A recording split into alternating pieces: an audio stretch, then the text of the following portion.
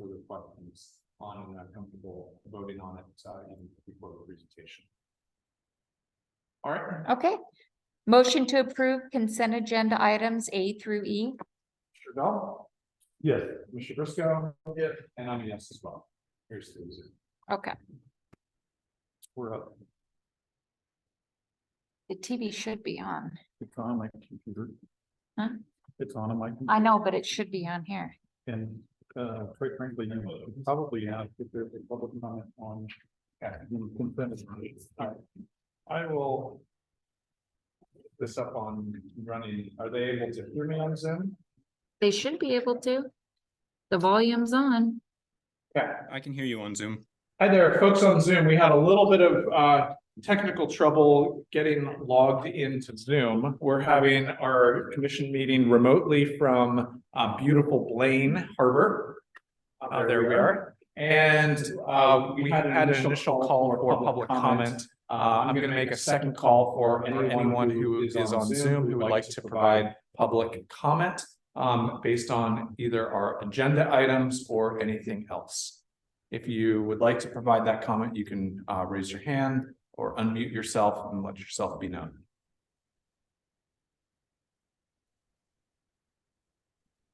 Okay, not hearing any, we will move on. We will certainly do a second call for public comment at the end of our regularly scheduled business. Thanks.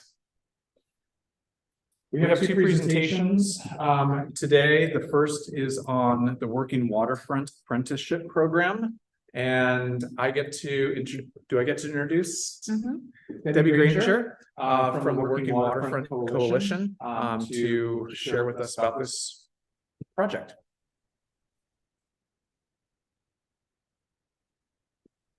Thank you. I'm Debbie Granger. Actually, right now I'm with the Working Waterfront Southwest. Our address is Pennsylvania, Washington, and we are here to update you all about this exciting workforce development program. And I do have a PowerPoint, but before we start that, I would like to introduce you all to, hopefully, you can see is our new program director, Sierra Oliver.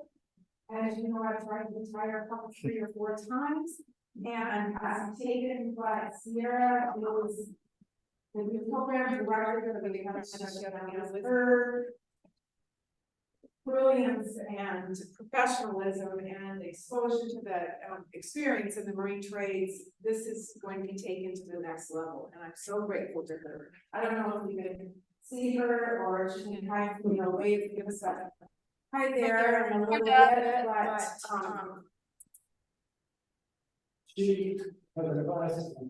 oh, sorry. She's teaching tonight. We have evening sessions, so that's why she's not over. We love to do this. And those of you online viewers, can somebody out there just tell us yes or no? We can hear you.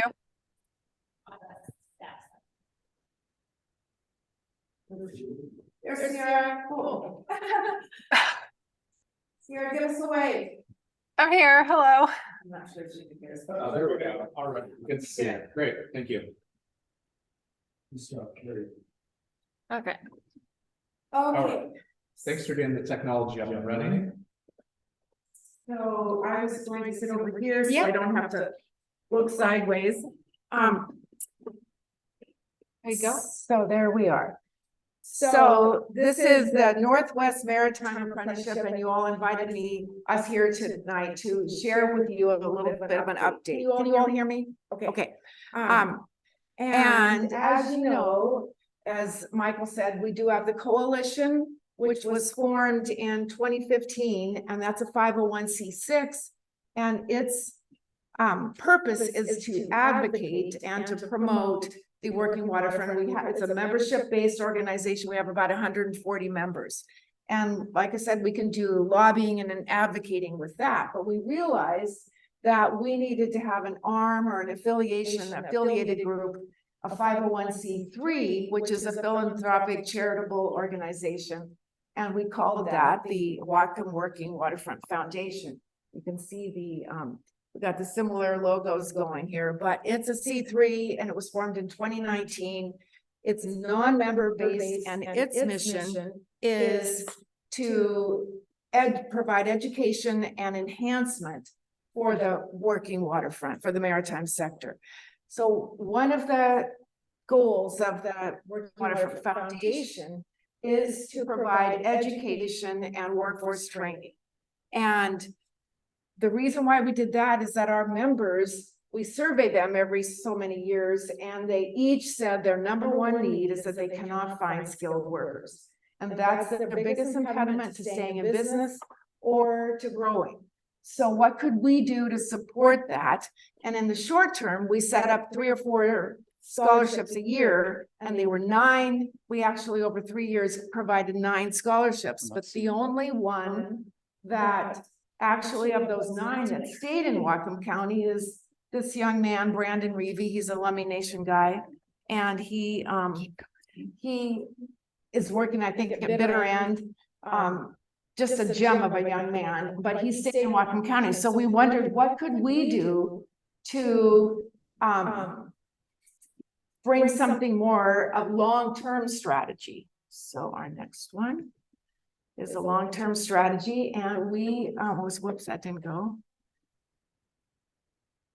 Just try this, so it's coming. Whoopsie, no. Here This we way, yeah.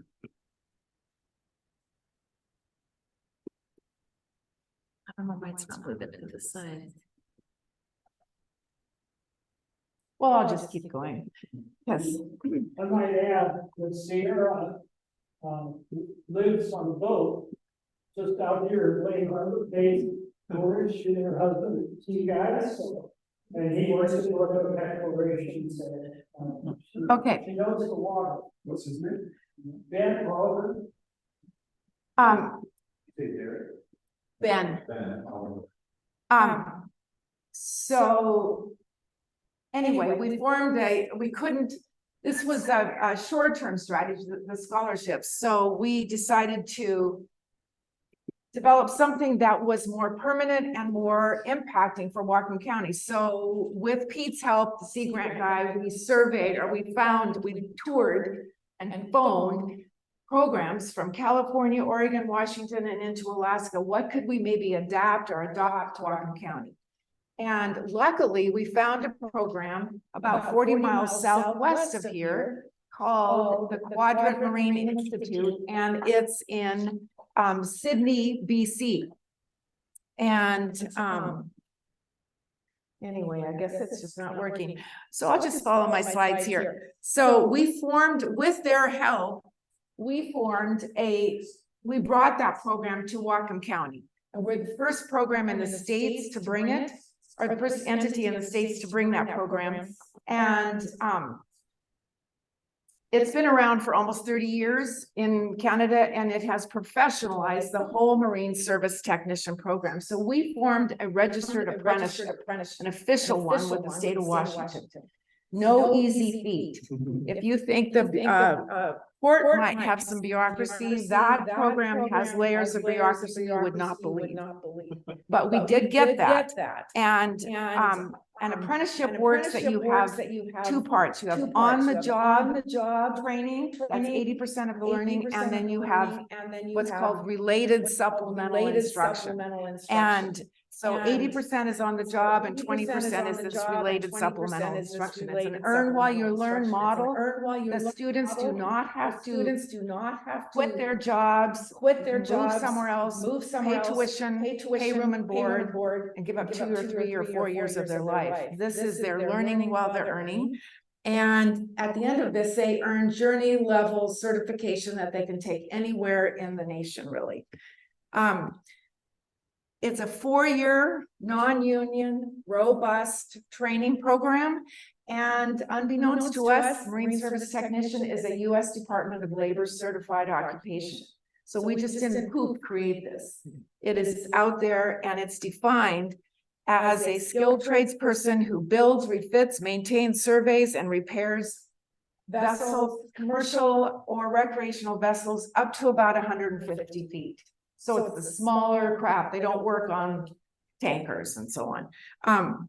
like I said, the Quadrant Marine Institute, I would love to have you all take a field trip with me over there. You'll see what that program has done in Canada. But we're brought it here, and this program is different in the fact that it's comprehensive vessel instruction. So they're learning about the whole boat, not just their particular niche. So they get comprehensive vessel instruction, they learn the fundamentals and the theory, and then they apply it to the hands-on practical application. So they're learning the what and the why and then the how. And how's this funded? Because we're non-union and we're a startup, we're not like the plumbers union or the pipe fitters, which has a huge training trust.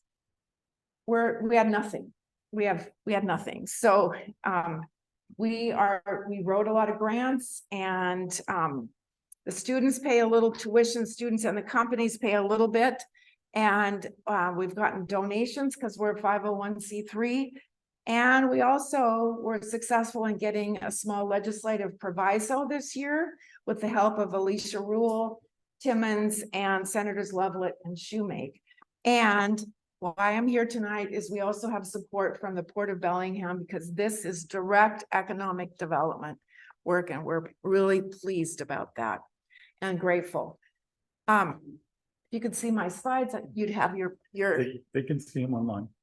they can, but the other This is what they're seeing. the public. Oh, good. Okay. Couldn't get the unions to help out.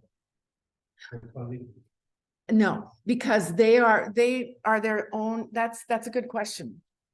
They have their own, they have their own work, their own years-long protocols. And are you thinking we could? Well, it depends on, I don't know why they wouldn't know, because people are gonna end up after a union job sites, probably working for the union at some point in time as they move up.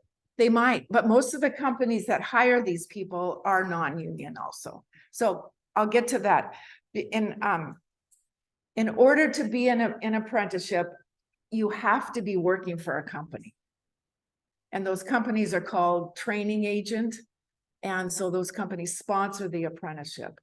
We haven't really gone to union companies because I'm not sure that they service the smaller 150 feet or less vessels. But help me out. We'll take any and all of it. So anyway, related supplemental instruction, how that works is Port Commissioners, in your packet, you see a calendar of the evening sessions that these people go to. There's one evening class a week and one Saturday a month. Per state law, they have to have 144 hours of this related supplemental instruction, and they have to work 6,000 hours over the 4 years of on-the-job training.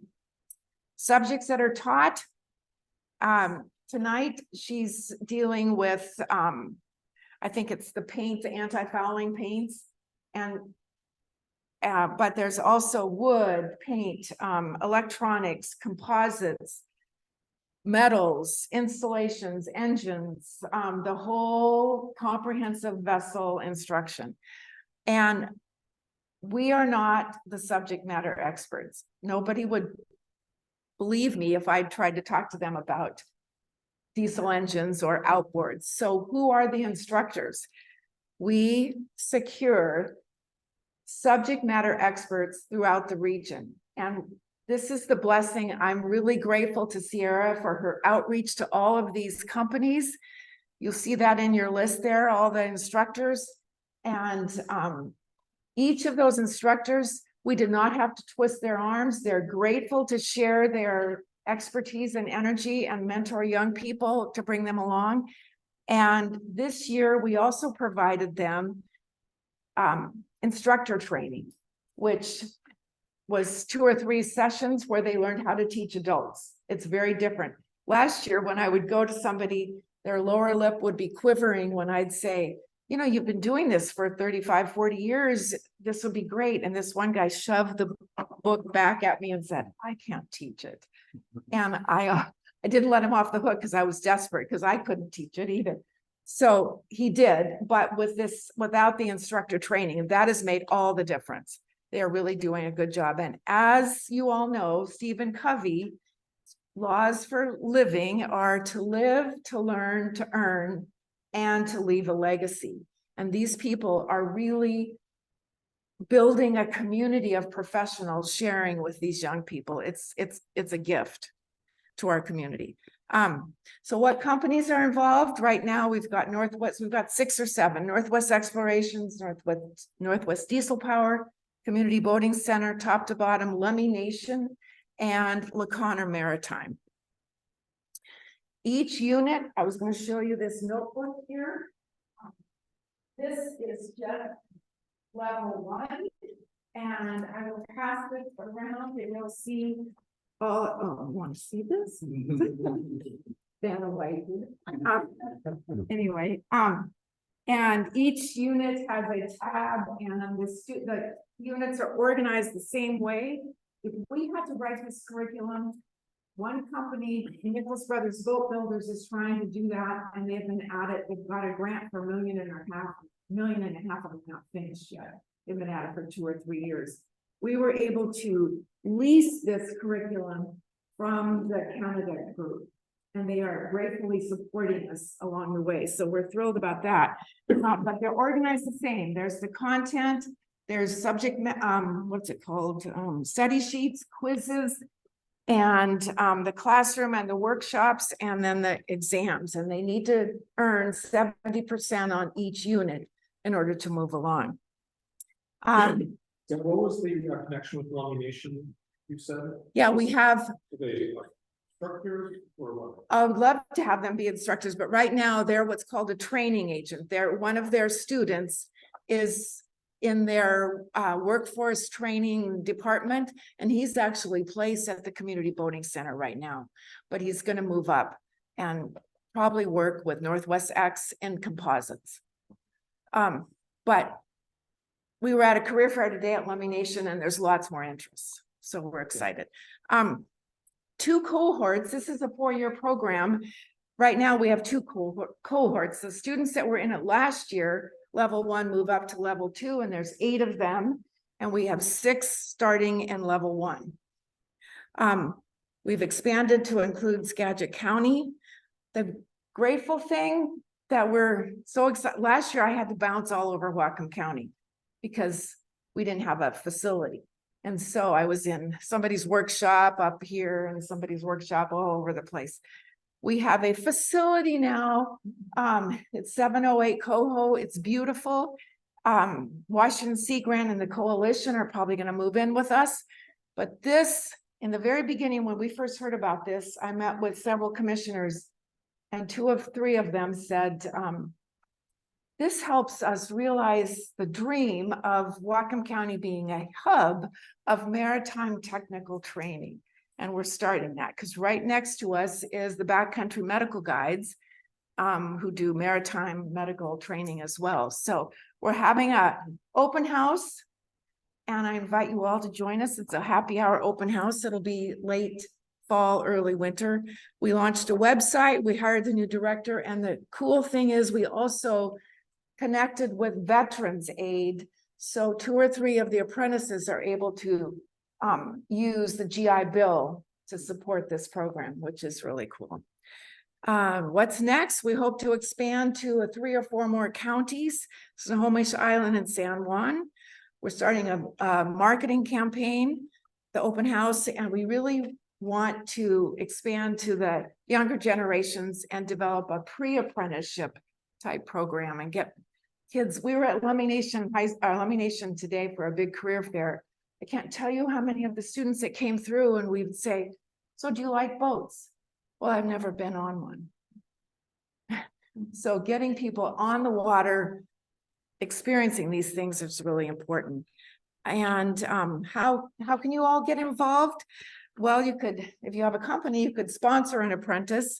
You could also become a subject matter expert and help us teach some of these things. Donations and sponsorships are always welcome, and marketing and promotions with all of the above is welcomed. If you have any questions? my card is over there, Sierra's card is over there, and our website is waterfrontfoundation.org. Do you have any questions? Again, I just want to say how grateful we are to the port for supporting this program. Bob. Bobby. So can anyone attend these classes? Oh, that's a good question. We got permission. Remember I talked about the bureaucracy? I wanted to open it up and I thought, oh my gosh, maybe we're not supposed to, but we got permission that yes, you can all audit sections of the program. And then further, we want to have what we call intensives. For instance, Yamaha might be able to come and do a 2-day thing on servicing your outboard, or Matt Harden's really connected with Volvo Penta, the same thing. So yeah, we welcome you. So, yeah, so if I look at the sheet here, put it, I can pick one of those classes, and if I show up at 5:30, I can just kind of watch what's going on and what I'm doing. Yes, and chime in. I'll bring my tool though. Yeah, good, perfect. Unbelievable amount of education. Ah, You'll get, this is better than a 12-year degree. Maslow's hierarchy of needs. Seriously, I know, but- math, right. Yeah, this is high school. This is, you could graduate from this course and have more knowledge than you would if you graduated from high school. well, it's also college. Reading that in college, right? Yeah. You know, Yeah. So when we first, remember that field trip, Michael, you didn't get to go on that field trip we went to in spring of 2019, but we had about 10 people and we had people from the program at Skagit there. And he said the same, 3 or 4 of the instructors says, oh my, this is more than we teach. And, you know, Anywhere. it's pretty intense. Yes. So on your list of instructors in the company, are all these folks involved? They're all teaching or Mhm. going to school? No, those are our instructors. These guys are involved. And they've all taken that, like I said, the instructor training class, how to teach adults, which is not easy. Yes, They do get paid. yes. The old dog can't teach an old dog tricks. Can you teach me how to teach adults? Oh, I know. It's not easy. Any further questions? Absolutely amazing. Yeah, Well, thank you. fantastic work. I mean, we talked about this years ago and it was a idea that seemed maybe small at the time. It was no small lift and No. I it hasn't really been. appreciate the tenacity that you have brought to this. Thank you. the- And during COVID, it was not easy. Yeah, wading through bureaucracy and red tape and really putting together something that's gonna be extremely impactful. And doing what we've been hoping to see happen. So, Right. great work. And I love that Thank you. it's bringing all so many different groups together. Right. It has potential for expanding into multiple counties. Right. That's really fantastic. How did Quadrant produce this material in the first place? Did they? Well, there's one gentleman, his name is Campbell Black, and I've got a video of him if we could get to it. He is just kind of a big Papa Bear guy. How this happened, that's a good question. I'll make it as short as I can, but they had a falling down marina. It's called Canoe Cove over outside of Sydney, just south of the ferry where the ferry comes in. And 30 years ago, he stood there with his colleagues in this marina and said, this place is falling down. We're going to be out of business if we don't do something. So he started it with 4 or 5 other companies. And normally, as you know, companies compete with each other, but to get them to collaborate, cooperate, coordinate, which they did, and they still are, it's his vision. And it's now in Vancouver, in Campbell River, in Bella Bella, and in Nova Scotia. But we're the first to bring it to the States, gratefully. I mean, if we had, you saw this, if we had to write this, Yeah. Work. Every life skill you'd ever need is in there. yeah. And the students, it's sometimes overwhelming. So we do have supports for them. and alternate assessments, because we want people to be successful, not say you failed and you're done, you know. Anyway, It would help if you had more pictures.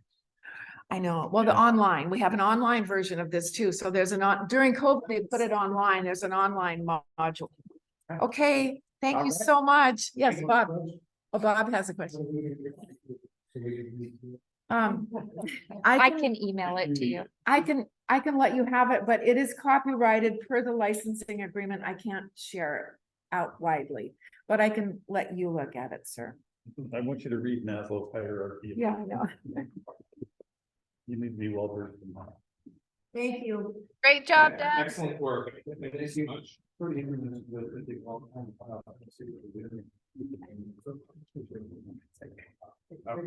Roll class, I can accept it. I roll in class. Oh, yeah. The challenge opportunity, Bob. Huh? You can challenge the whole thing. Critique. No challenge that we need. He's gonna take classes, take the test. Yeah. Oh, I'm very good about this. Very good. All right, well, thank you so much, Debbie. I really appreciate it. Well done. We have one additional presentation. This is the Blaine update. And I think Ben Howard and Elliot Smith are going to co-present on this topic. Elliot, you're gonna take it. Thank you. I'm going to start together with my colleagues, Elliot Smith, the real estate director for Birmingham. I will be starting to give you a brief update on all things happening here in Blaine. Ben Howard will cover the items around decontamination and cleanup of our past sites here. Typically it's available also if you have other questions, but we understood this to be a general update about where we are at the moment. Are we going to be able to put the slide up?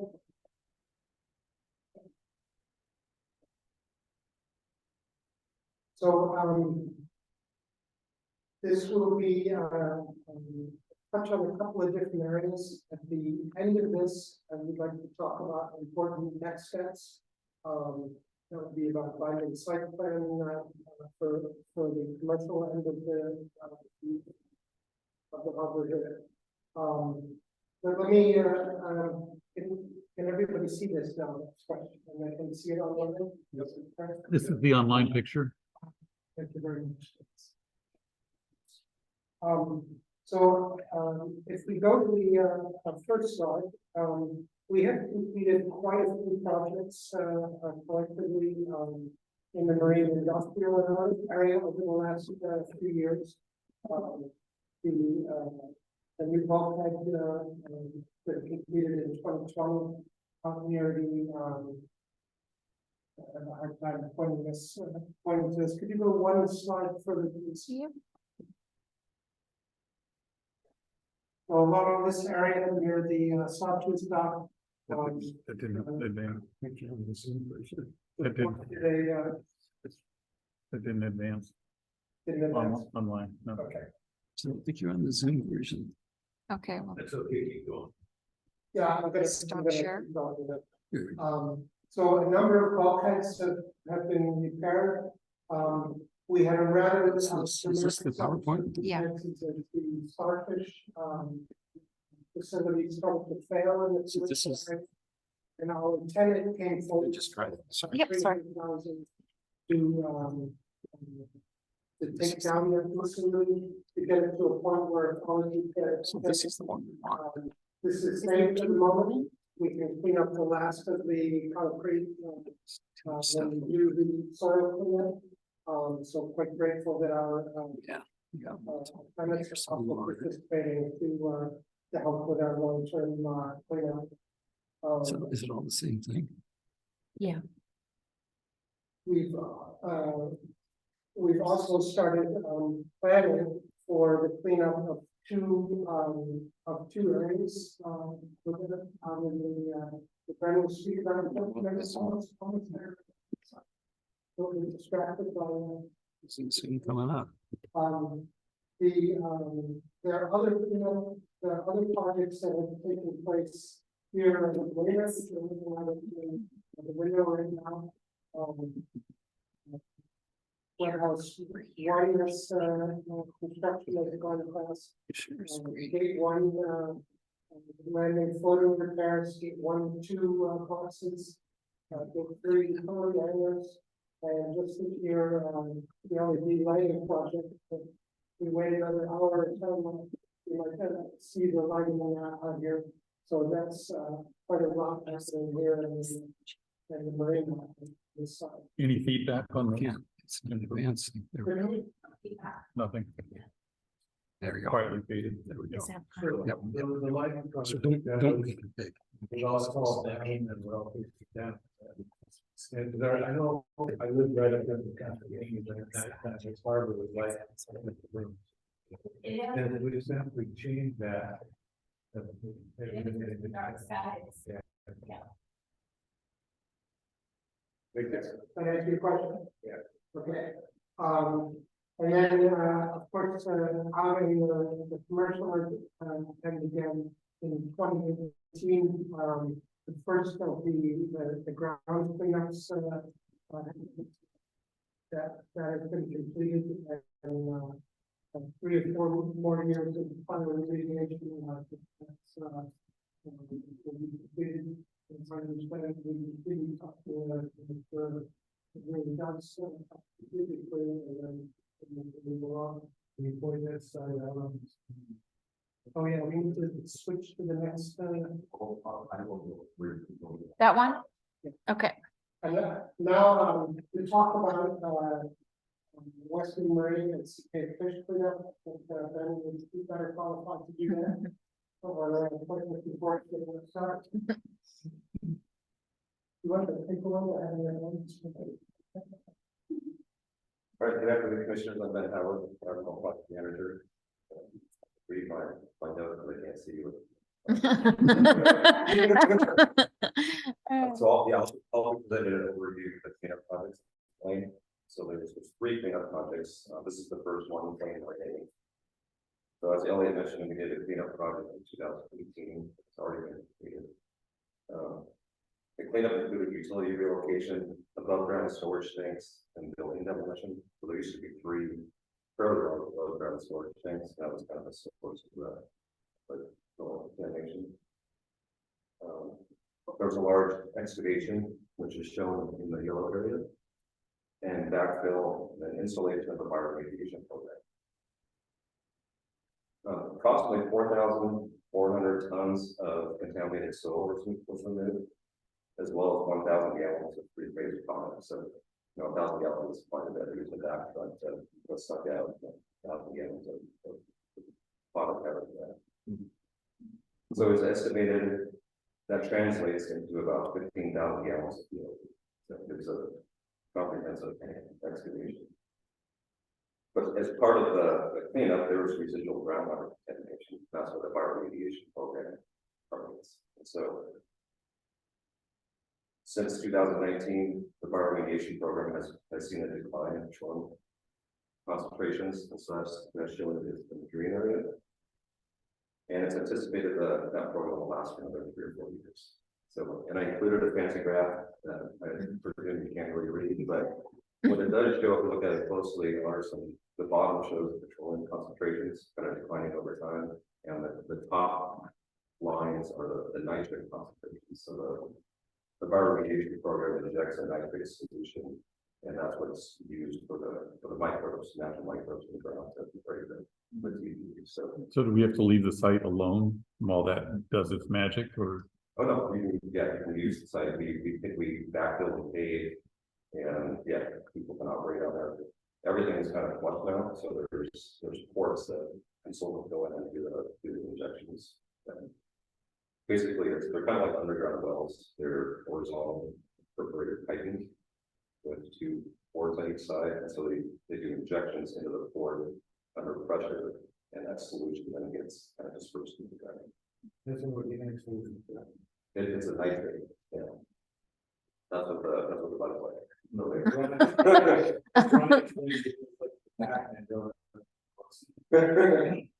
So we're kind of feeding them and then they get excited and then they eat or degrade the petroleum that's remaining. Yeah. It's a very simplistic. Yeah. explanation.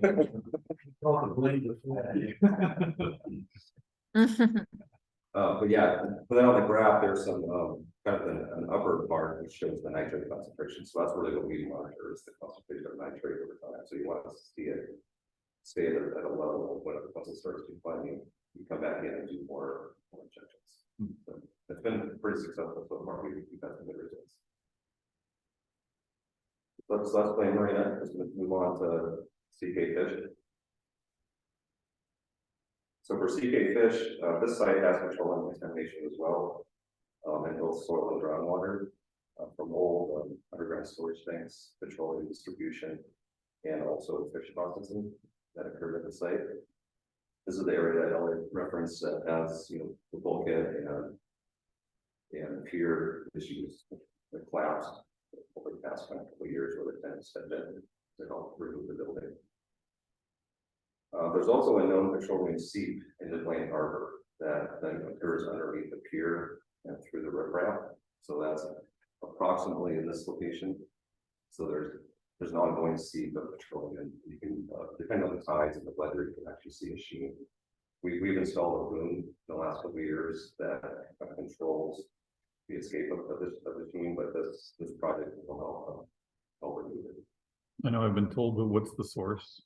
Do you know the point source for that? We think the source is former underground storage tanks. Is the main.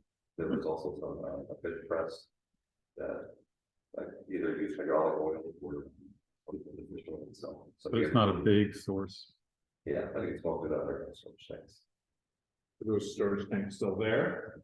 No, they've been removed. They've been removed, but there's some residual. And there is free product that we found. Were there above ground storage tanks in that location too? There were some above ground storage tanks across the street, both product across Peterson. We haven't found anything. We've studied a lot over there. We actually haven't found it. My experience, my career was kind of surprising. Did you pump the free liquid? If you found free product in there? Well, I'll get it back.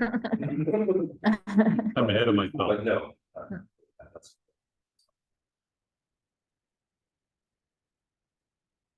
So the board kind of did some initial investigation because of the seep, and we did find some upland soil ground contamination. So the board ecology turned into an agreed order for remedial investigation feasibility study. So to study the site.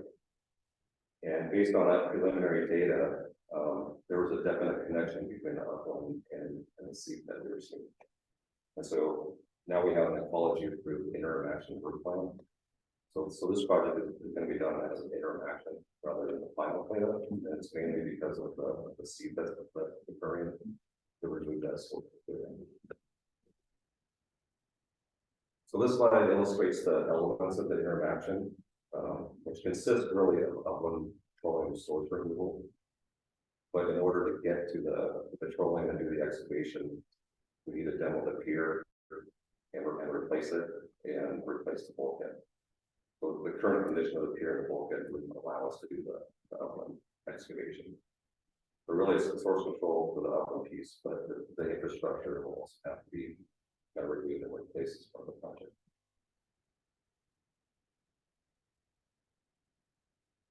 In parallel with the interaction, we'll also be continuing the remedial investigation in sediment areas. So also based on preliminary data from the investigations, we have seen some sediment contamination, so we'll continue to study that, and with more likely going to be a future cleanup in this area.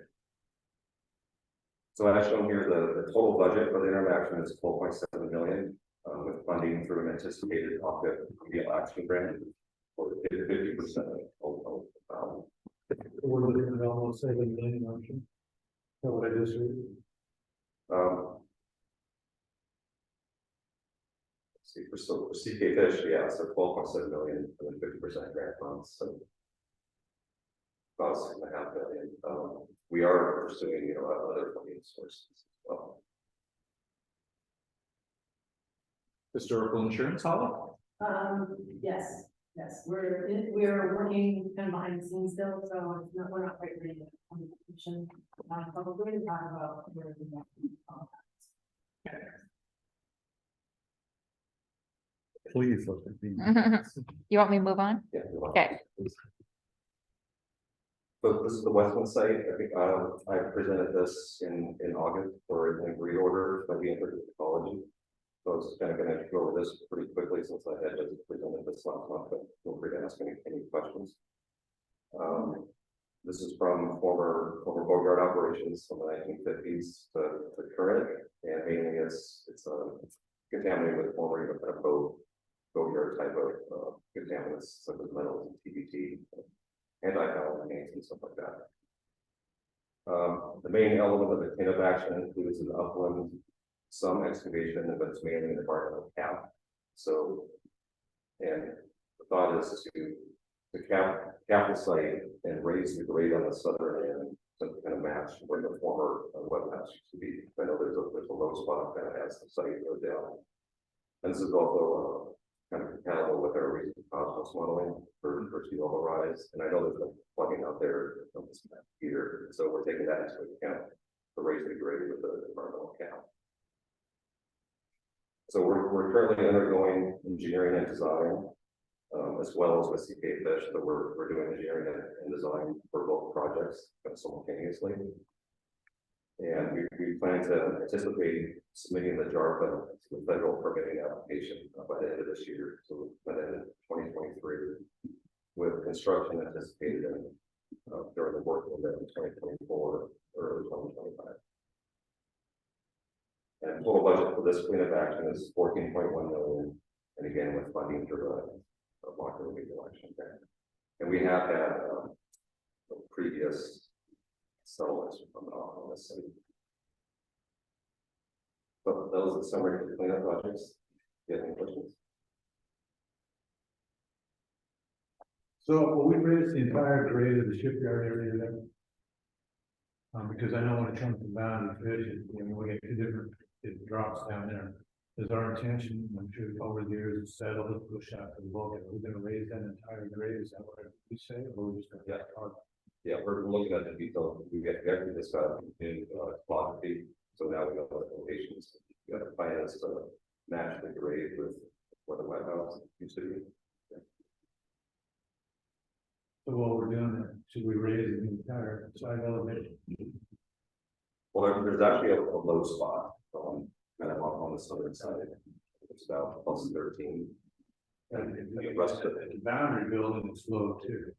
Backside of their building there, and it goes down, everything goes kind of like that. So I'm getting one question, is are we gonna level that entire site and raise it to compensate for sea level? So you asked kind of outside of the cleanup project footprint. Well, that entire area is pretty much there, until you get to the blacktop pad, to the lighthouse, correct? Yeah, so this area, this kind of illustrates where the cleanup project is. So Right. it's ideal shading. Yeah. There isn't any current land. No, but what I'm asking is in that yellow area, are we thinking about raising it above what the other area is right now, what we're doing? Or are we just gonna leave it? Well, that's kind of detail that we're still going to work out. So we haven't picked a final elevation. But yes, the plan is. So that come back to us before we put the final elevation? Yes. The answer to that is yes. Yeah. So I'm curious, interest in seeing it raised to make sure that we're anticipating future sea level rise, and we don't want to have to dig this thing twice, that's right? And settled it, I mean, since that was built, you can see everywhere, it's settled up to 3 feet in place. It's just silt they pumped in there, built on, so, if you start stacking, you put a lot of weight there, like we're gonna do. Yeah. And we're gonna compress and compact what's underneath whatever we put there. Yeah. So I guess my question is, are we gonna try and compensate for what's gonna happen when we do that by raising it above the ground that is in the other area? We are now.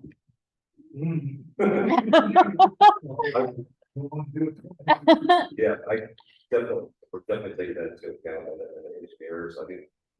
it will be more of a structural, environmental cap to take into account operations.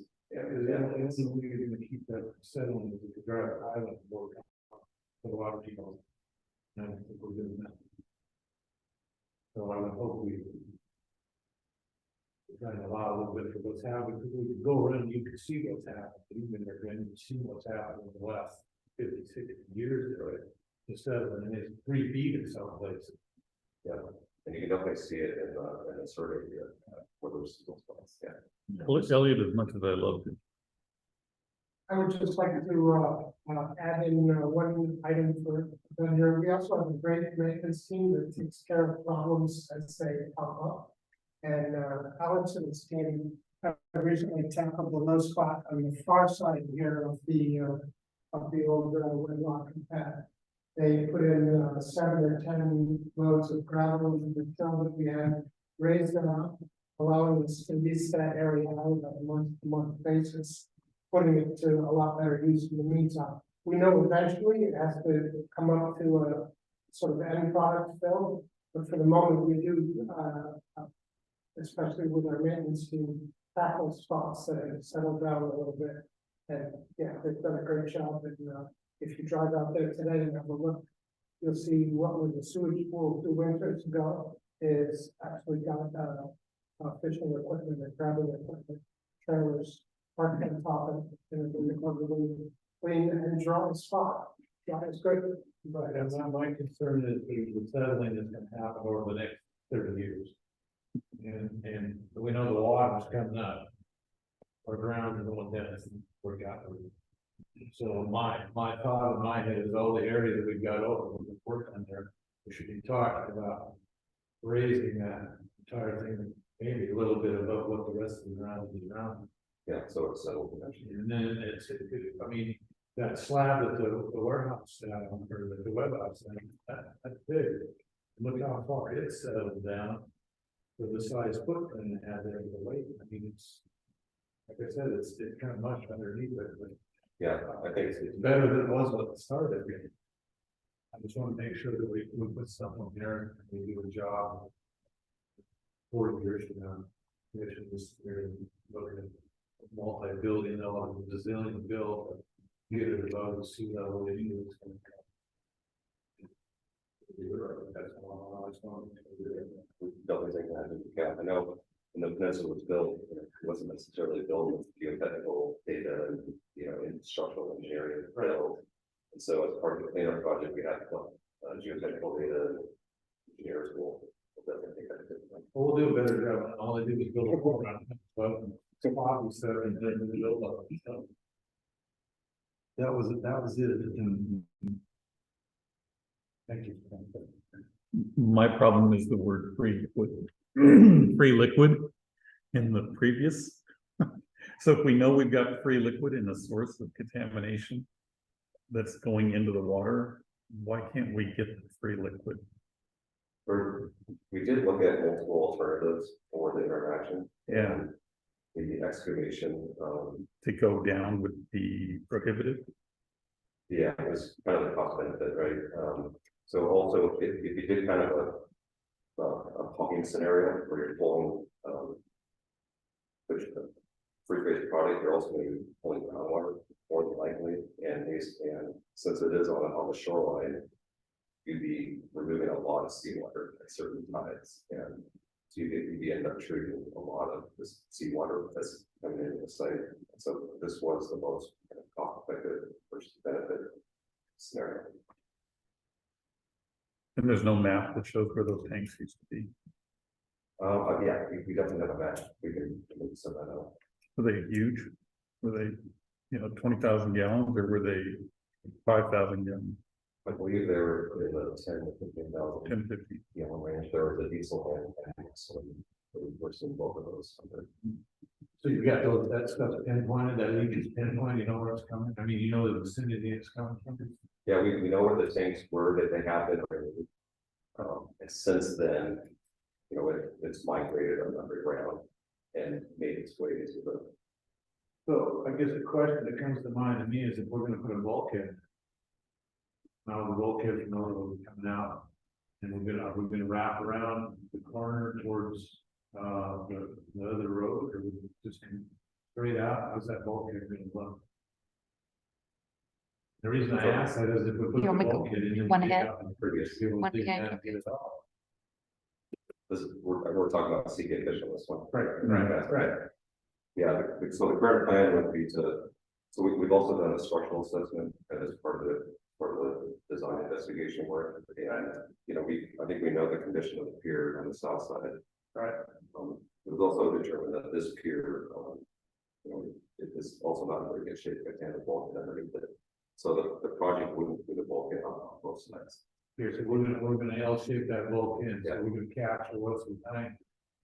And I guess my question is, if we put the bulkhead, get that in there first, then we should be able to dig behind it without a lot of risk, like that will be the.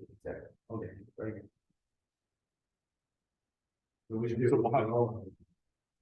Will we kind of be double, double safe after with that bulkhead? The bulkhead should prevent the flow of material, and we're also going to pump out as much as we can get to. Yeah, we'll be doing an excavation. Yeah, excavating. To remove all this. Yeah.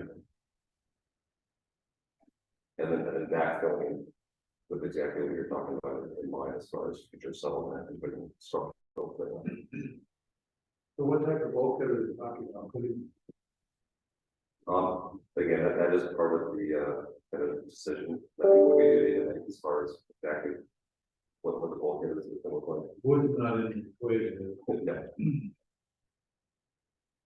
I make That a kind of minute. steel composition.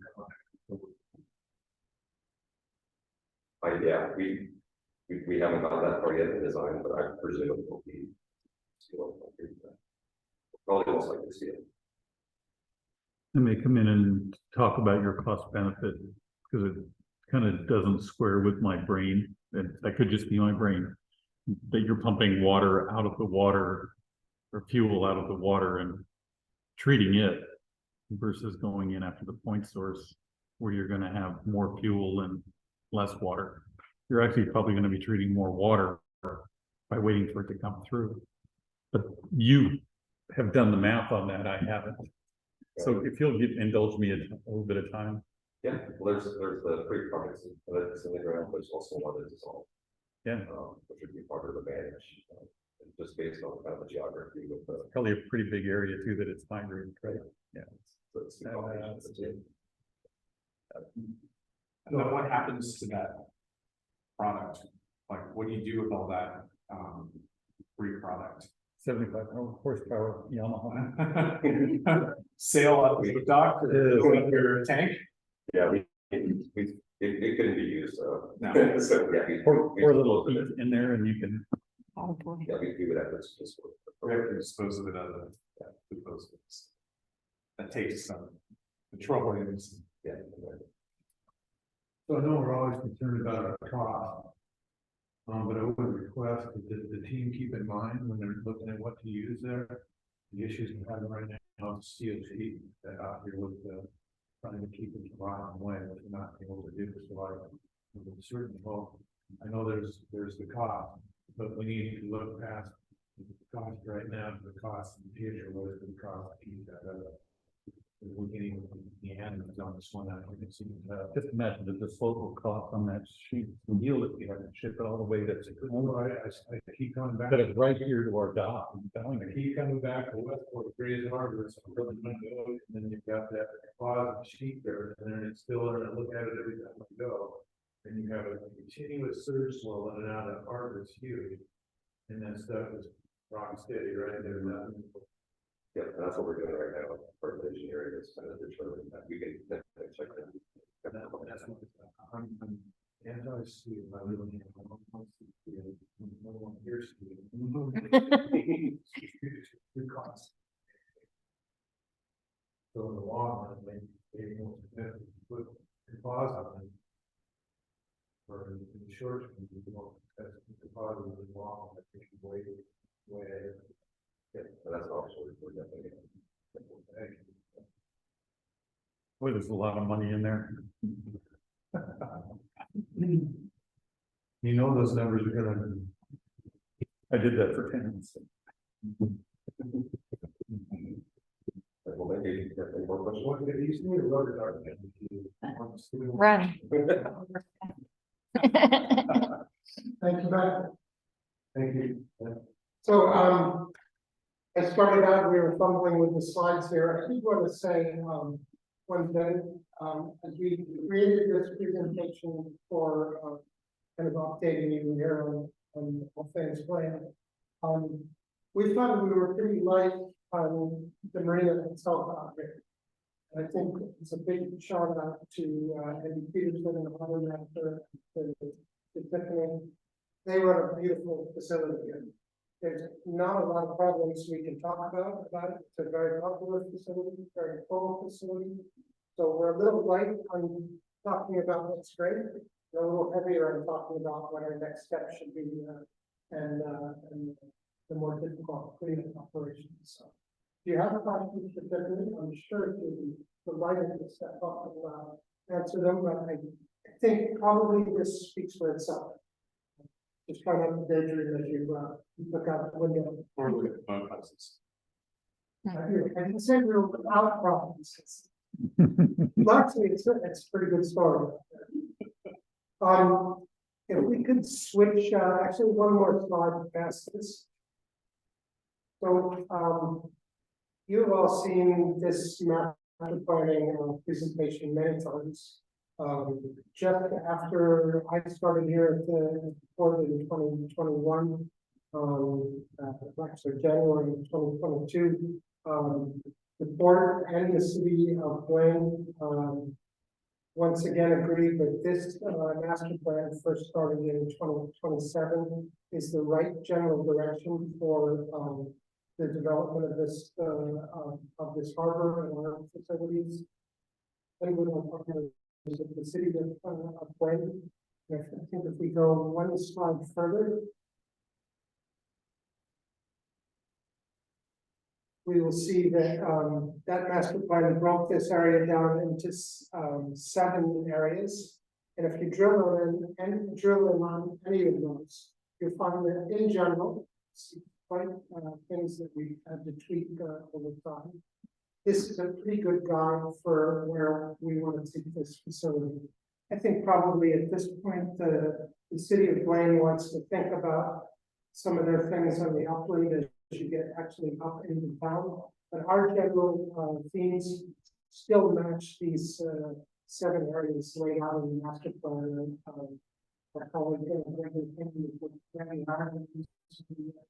Trying to keep them updated. And with this as a master plan, it gives us a good general direction. We now start to think about climate. So we know that in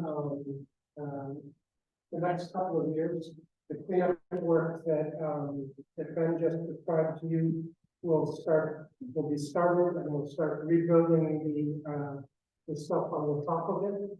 And the idea now is that we are then ready, say a year and a half, 2 years from now, we're ready with our plans for what happens on top of the places that are cleaned up.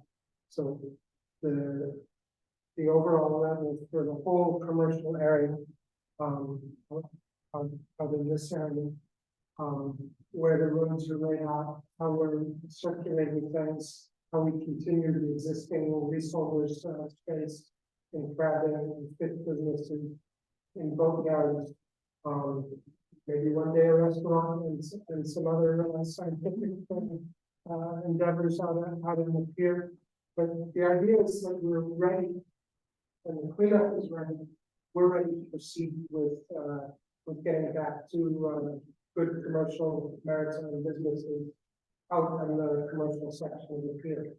And in order to do that, and we can now go a little bit further. Next slide. You've all seen this slide in the past where we started to talk about where the roads might be in the future, what we had to accommodate. If we could go one more past this. We've talked about how the truck traffic might move, and I know we've talked extensively to the commissioners about what makes the most sense out there for the type of businesses we're servicing. But, and if we can go, yeah, one more slide. Yeah, we get to next steps. So, it's now time to start working on saying we're reaffirming the master plan that you last voted on in 2022 as generally the right direction. And now we start to get into the nitty gritty with the city of Blaine, where we need to sit down with them and work out the binding site plan for the future. And that gets into, I'm sorry, with Henry, is here, loves this detail. It's about talking about the width of the roads. What kind of curbs we have inside? Are we having to put ADA parking spots next to each of our businesses? How are we handling utilities under the road? And those are things that we work out and agree together with the city of Blaine in a binding site plan. And when we've completed all that, we then have the building blocks for each section out in the commercial area that we're going to rebuild a little bit. That there will be a point where we've agreed what the curve should be like, the width of the roads, how the sewer is laid out, how the parking is set up. And then we can actually say, okay, now here's exactly where the roads will go, exactly how the circulation pattern should be. And the idea would be that with your blessing today, we start negotiating with the city of Blaine about how this binding site plan goes into place. And then we come back to you as a commission and say, here's the site layout that we've agreed together. And these other slides, you've seen indications of where that would go. You've all had comments about how it should look in the future. So we'd like to proceed with working on that on the site plan, working out the detail with the city of Blaine, and then come back to you before we actually submit that binding site plan into the city for approval. Without a binding site plan, we're in a kind of funny position. So right now, if one of our tenants decided to build a small shed or a small warehouse building out on the site, we would put in a building permit. That building permit would go to the city of Blaine. And without a binding site plan in place, we would be following the same regulations as somebody choosing to build a Starbucks downtown. So there would be high curbs, painted lines for every spot, ADA parking spots, perhaps more than we needed for a fishing facility. So any building permit we put on now is not governed by Blaine's general zoning permit.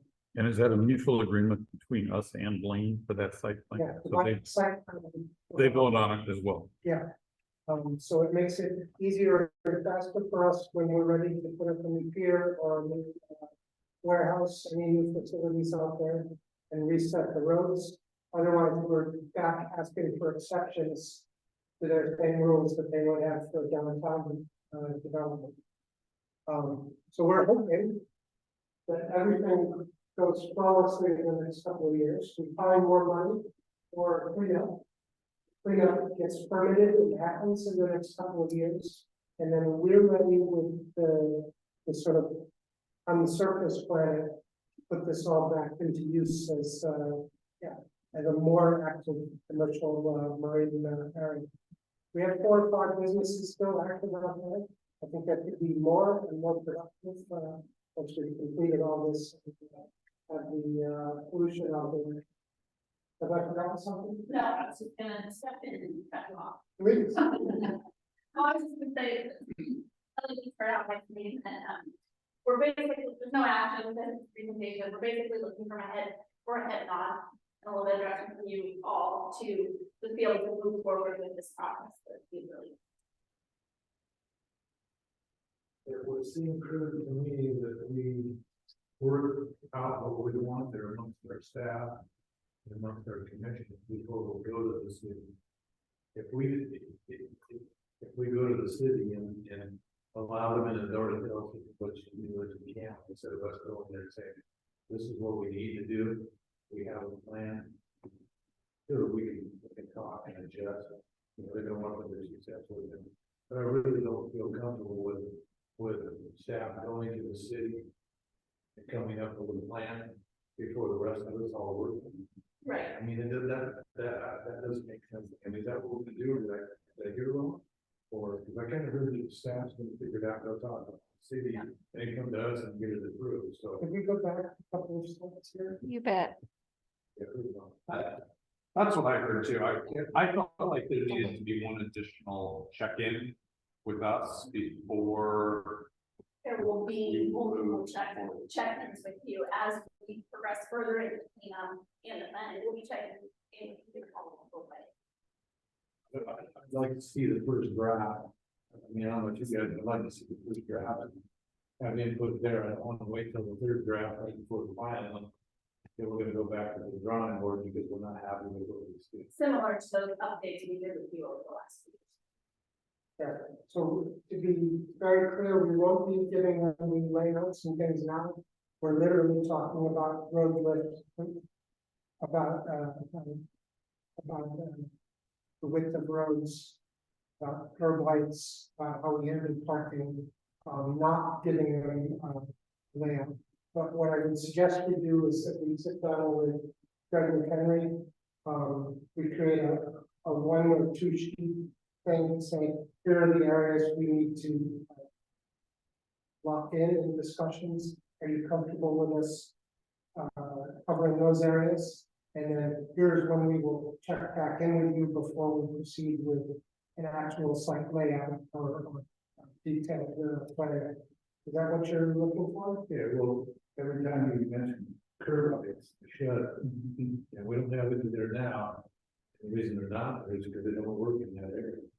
You can't have something you gotta drive or anything else because some of the town like curves. So this is where I say I think this needs to be all done in-house. And we'll figure out what we want in-house before we can talk to the city about what we're doing. When we go there, this is what we want to do. And they're gonna give us, you know, we gotta do this, and we're gonna say, well, this is why we should do that. Instead of sitting down and negotiating, yeah, we'll put some curves over here, some curves over here. I don't wanna go there. I wanna make this the first time, and I'd like to make sure that we have what we need in hand before we go there and negotiate what we can have. That's kind of what I'm. Okay. Not having against the city, I just think that we need to put all of our ducks in a row. So, Right. that's where I'm. The city may require some of those things that we don't understand. And we'll negotiate our not to get those. Right. But I'm just, if you're negotiating, we'll have a solid plan and just. We're gonna know what we want. And we'll be- Plus, negotiating, we can include this. We come into you first. Okay. I think we can turn around quite quickly and show here the things that we're hoping to negotiate, making sure we haven't forgotten anything, and you can just address those.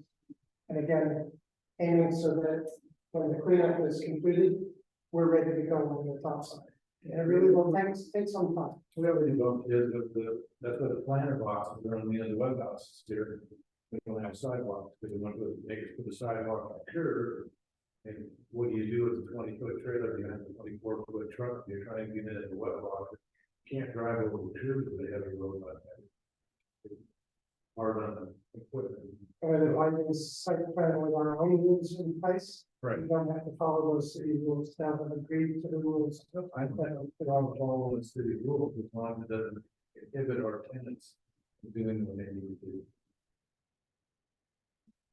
Yeah, I think that is more or less the end of a longer presentation than we expected. Are there any other questions, not only for myself, but for Diane and Tiffany?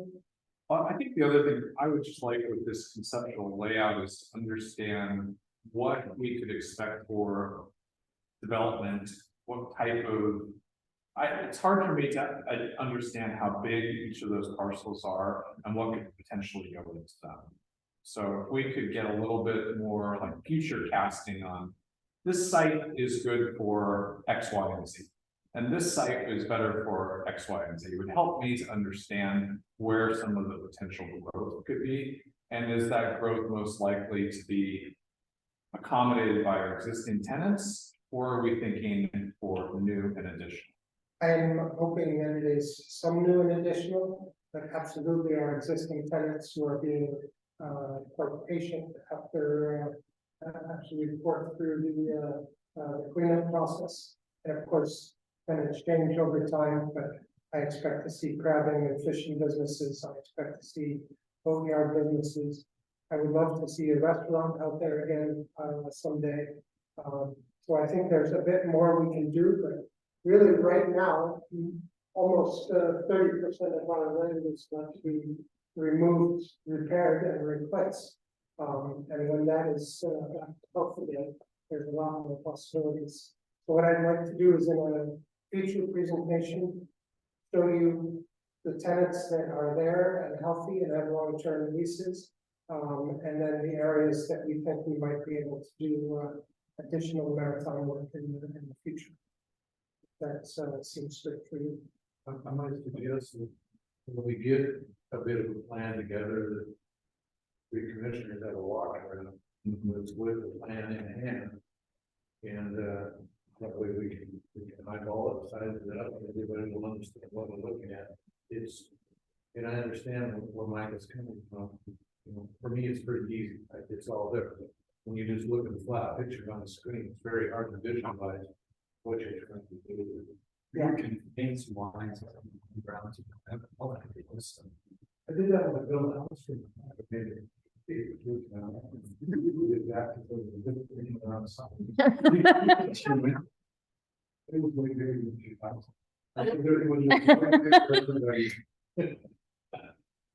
Don't do that, it's okay, it's just.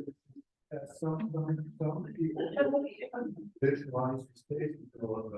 Happy to walk out anytime, any of you. That could be an expensive walk. So, important.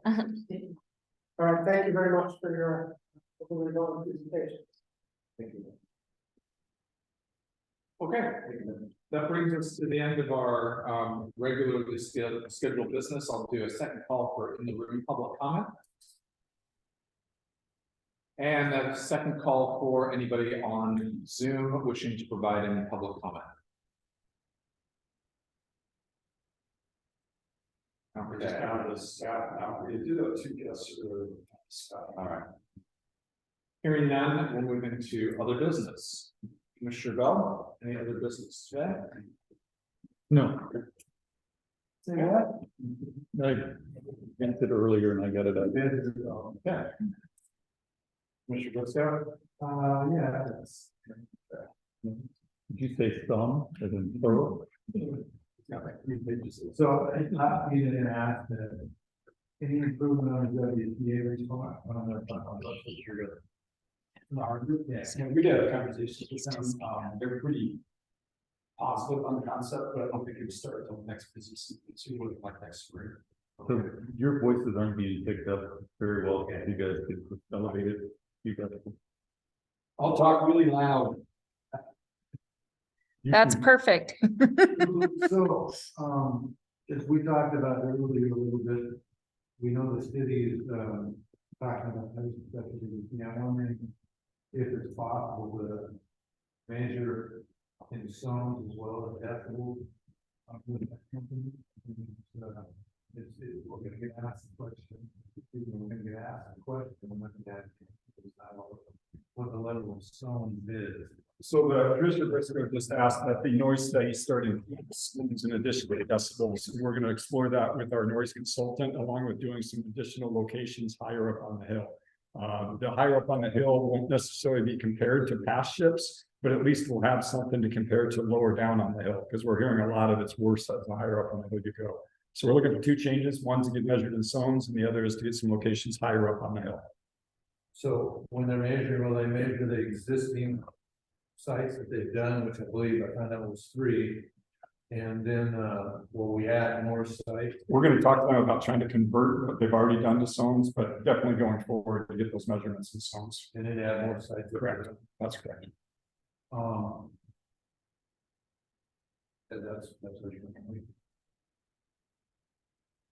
I don't, people seem to have the thought that we aren't trying to do anything for the noise, to abate the noise, to mitigate the noise, whatever you want to call it. And, you know, seeing how we're zooming and people come back and noise, like I point out that we're actually doing quite a bit. It's really hard to make progress when the ship shows up once every, 3-4 months. And,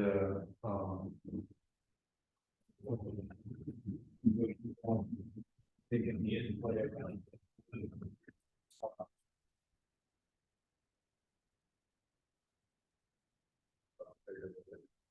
It's like sitting on our ass, we are doing it just because you want.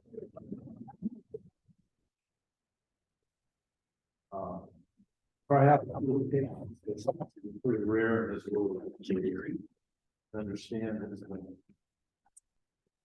some problems are not solved overnight, and we are working on them, and it is quite expensive. So it is the taxpayers' dollars we're using to work on it. So we're trying to do the right things in the right manner, in the right time. So have a little patience, people on the side. Can you give me an update on the train crossing things? I still hear them honking, where we at with that? They got a mess going on Roder Avenue. It's been there for since I left for Alaska 6 months ago, and still looks the same. Rotor's almost done. I think they got a couple more days left on that, but that's not part of the zone that we fixed. So the zone we fixed is essentially done. I think we're down to an inspection by BNSF. And as soon as they do that inspection and they sign off on it, we tell the city we're ready. The city submits an application to the Federal Railroad Administration, and that's the FRA, and then the FRA makes a ruling that can be a quiet zone.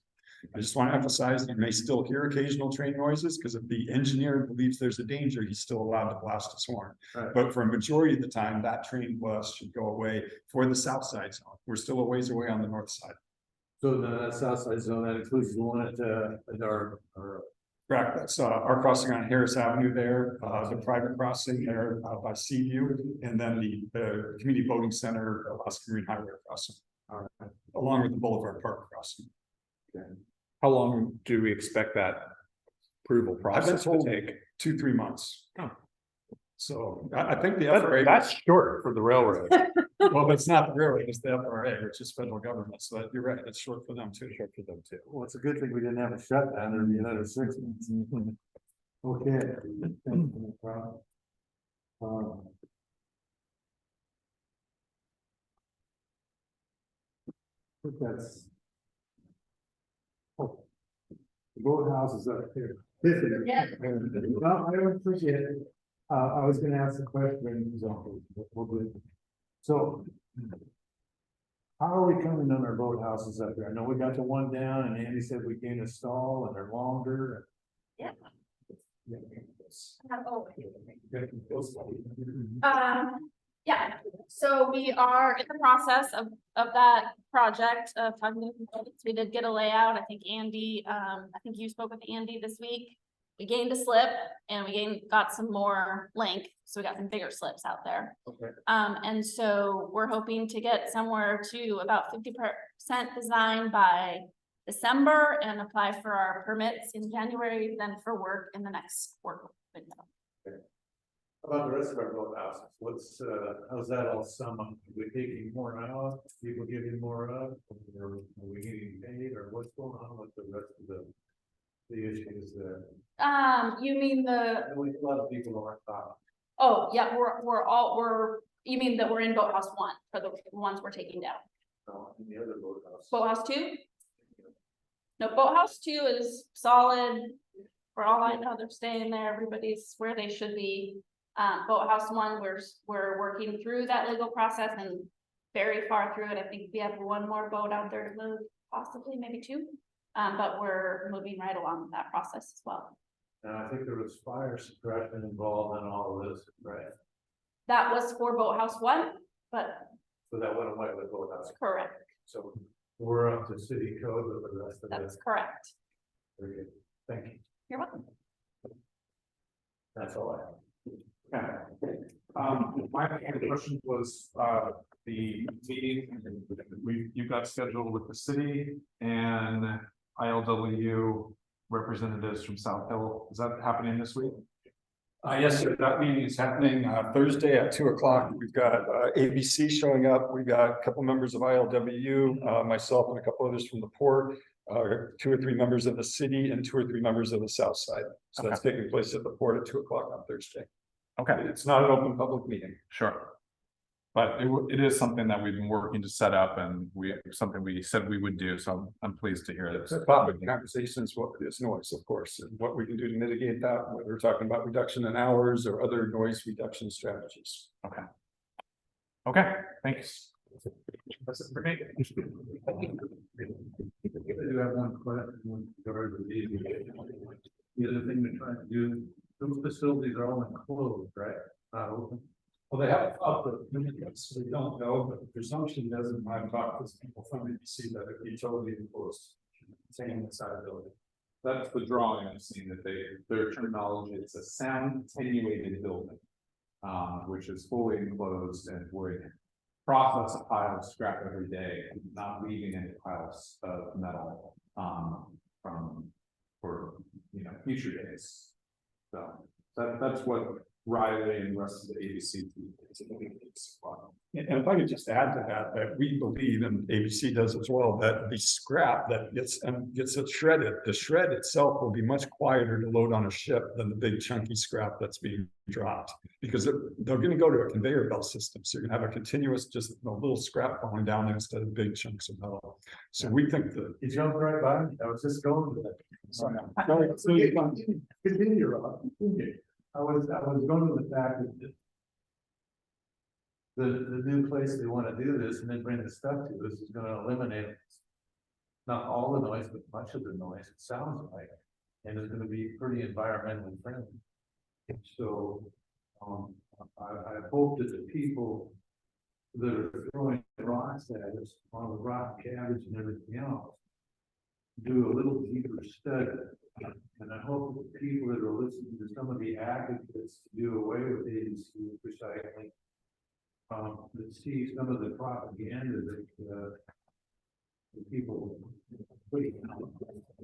Study a little bit harder as well and look a little bit further than, one mouthpiece and understand that there's a lot of political motivation here. And please search for the true facts of what this company is going to do.